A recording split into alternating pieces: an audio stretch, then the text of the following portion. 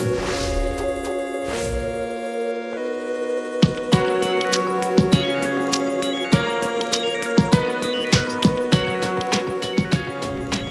are our greatest assets. I know you've heard me say that before. Do you believe it in your place of work? You need good people to provide value, and people are really what make up a business. Finding and recruiting good people is the beginning. That's tough enough. But keeping them is the trick. What are the secrets? Well, there really aren't any secrets, and some companies are very good at retaining employees. I had a student last term who was with his company for 30 years, and he said he was one of many students who had been there 25 years plus. Clearly that company was doing something right. Those companies know what it takes. Some of the elements of retention are having a culture of trust, justice, and good ethics, creating and maintaining job satisfaction, offering good compensation and benefits, and providing feedback on performance, recognizing achievement, helping employees to develop, and offering career paths and promotional opportunities.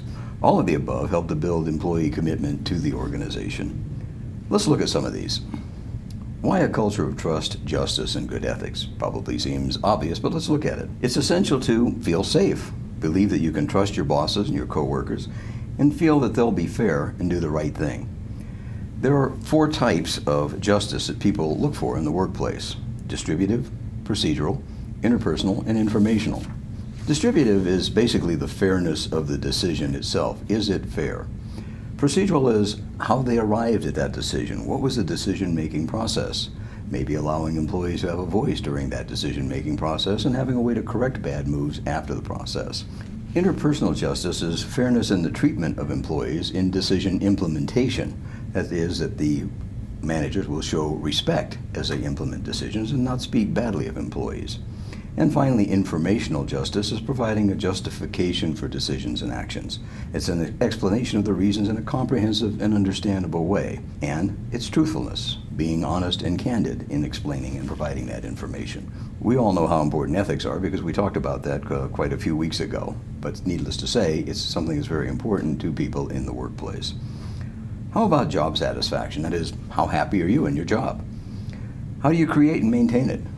Well, some of the things that create job satisfaction are pay, of course, promotional opportunities, we'll talk about those in a bit, supervision, and your coworkers. From what we talked about a few weeks ago about management, you can probably understand that both supervision and good coworkers are the aspect that are very important to a person's satisfaction with their job.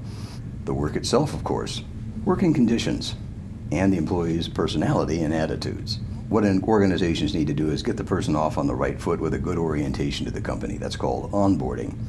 Help him or her to understand what the business is, who the customers are, and how the company provides value to those customers. Introduce him or her to the team and show them around. Assign a mentor. We'll talk more about mentors in a bit too, but the mentor can show the person the ropes and be a sounding board for him or her.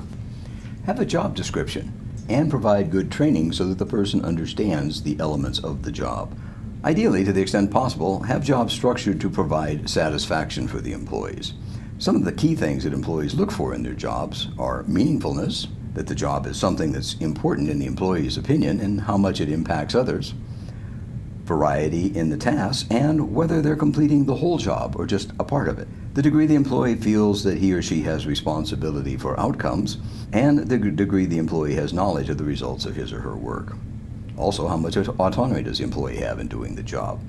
What's the extent the employee knows how they're doing in the job? Are you giving them regular feedback?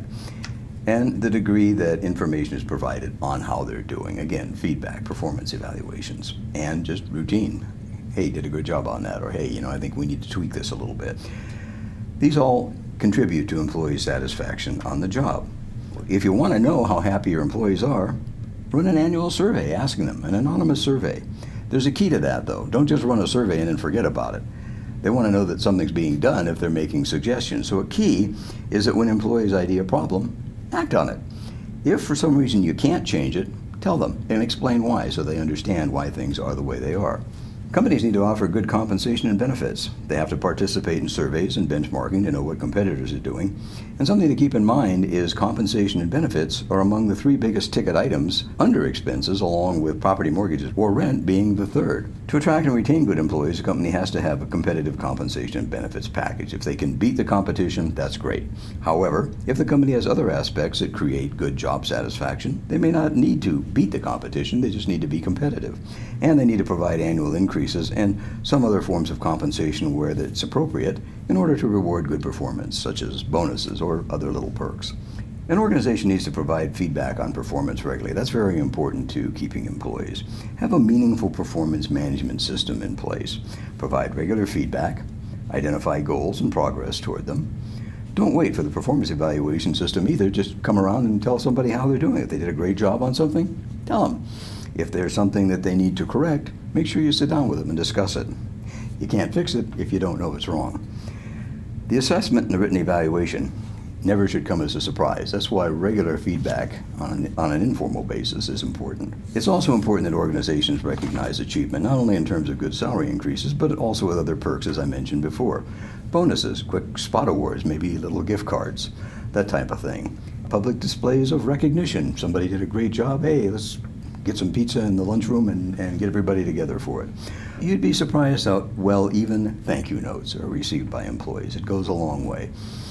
Helping employees to develop, offering career paths, and having promotional opportunities all go hand in hand, and they're a very important part of retaining employees. Remember I mentioned mentors a while ago? Well, they're important to helping an employee to develop. These are experienced employees who can help guide newer employees, help them to understand why things are done in a certain way, and they can be a sounding board for them when the person doesn't understand something or they're having a tough time. Most employees like to know there are opportunities for advancement. That's why it's good to have a section of the evaluation program set up that asks for the employee's goals. That can help the person to determine where they want to go, and it helps the company to know about it so that they can assist them to get there. It's great to promote from within. Not only does it help an employee to advance, but it also sends a message to others in the organization that the company likes to recognize and reward accomplishments, and that it also wants to develop its people. So all these factors work together to help create employee commitment to the organization and make them want to remain a part of it, ideally for a full career.